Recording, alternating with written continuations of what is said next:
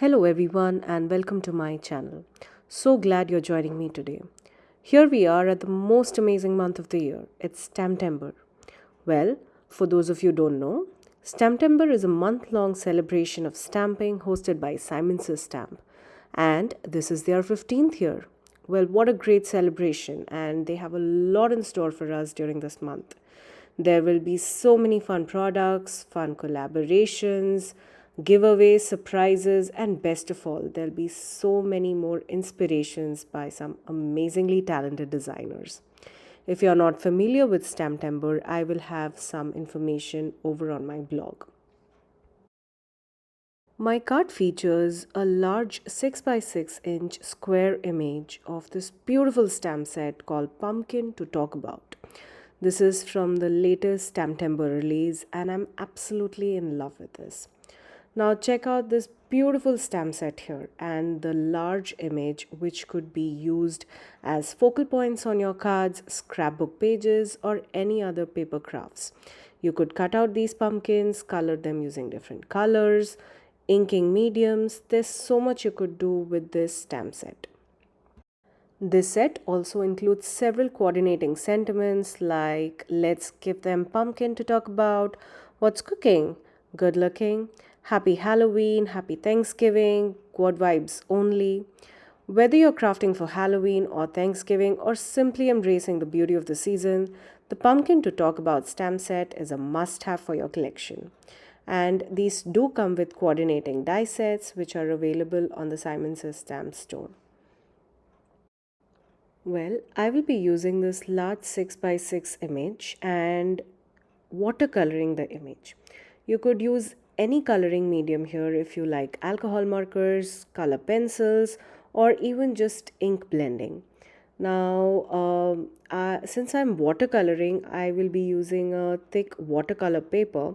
This is the Tim Holtz watercolor paper, and I absolutely love this paper. I will first go ahead and stamp the image using some clear embossing ink and then pouring over some gold embossing powder. I love the combination of orange pumpkins and gold. I feel that gives a really beautiful fall vibe to it. Now, even though I'll be creating an A2 size card which measures 4 1/4 by 5 1/2, I stamped the entire 6 by 6 inch image here because after I am done coloring, it would make it a lot more simpler to choose the part of the colored image to be my card background. Now for my watercoloring, I like to use the Altenew watercolor brush markers. Well, this is the Spring Garden set and you will see this has a beautiful range of rainbow colors. Now, I am really obsessed with these colors. In my previous videos, I used this to color my focal point floral image. Well, for this card here, I will be using mostly the oranges, and I also have taken some of the pinks and browns for my pumpkins. I started by applying a little heavier hand on the edges of these creases of the pumpkin, and then with a paintbrush and with some water in it, I just pulled some color into the center of the image. Now that gives a little shading kind of a feel for the color. Now, this image definitely resembles a stack of pumpkins kept at your local supermarket or grocery store. So, I decided to add more of the different shades of oranges here just to make it look more realistic and also to differentiate one pumpkin from another. This is where I'm adding some pink highlights on my pumpkin just to add some intensity to the shading on these. Here I have some yellows and you will also see I have some reds and browns on different pumpkins. This adds a little texture and dimension to our pumpkins and differentiates it from one another. That is the beauty of adding shading to these images, which gives it a more realistic look, and it also kind of stands out. Each pumpkin you would notice looks different from the other. Now for the stalks of these pumpkins, I have two shades of greens here, and I absolutely love how this image has turned out. Now here you'll see I have not colored the entire image. That's because I know that the center of this image is where I would be cutting out my 4 by 5 1/4 panel, which would be slightly smaller than an A2 size card base. Now to cut my panel, I always like to use the Spellbinder's A2 size nesting dies. Now this leaves a small border along the edges of my panel, which I absolutely love. Well, we are not done here with the coloring. Now, after all that gold embossing and the orange, I decided to add a lot of shine and sparkle on this card. I went full on with the shine. Usually, I would just add some splatters here and there, but in this case, I decided that I would add orange metallic, shimmer metallic watercolor on all of these pumpkins.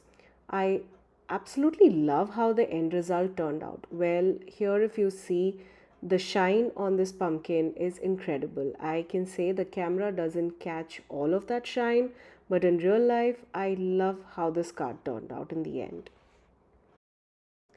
Now, the thought of using these metallic watercolors was very impromptu. I had no plans of using them, but I just saw these metallic watercolors lying around and they had never been used.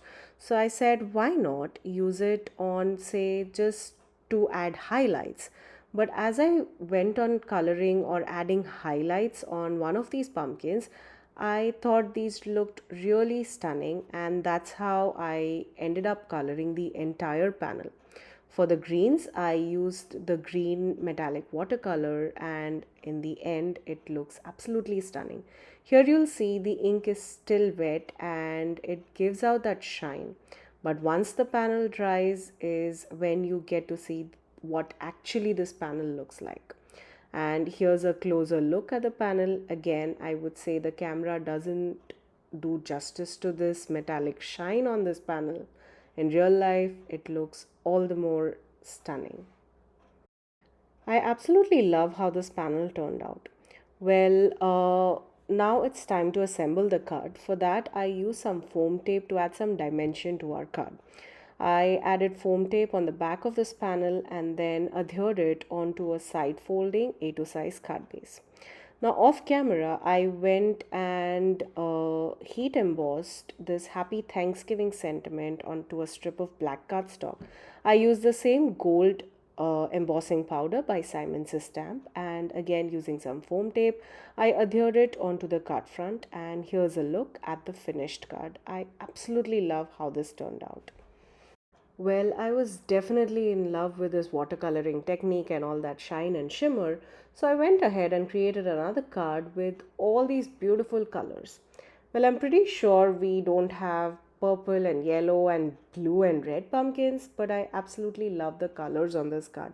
I again use those metallic shimmer paints here on this card as well. Well, I hope you had fun watching today's video and got inspired.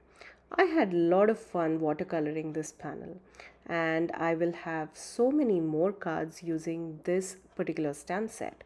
It is perfect for your Halloween, Thanksgiving and fall projects. Thank you again for being here with me today. Until next time, stay safe and happy STAMPtember!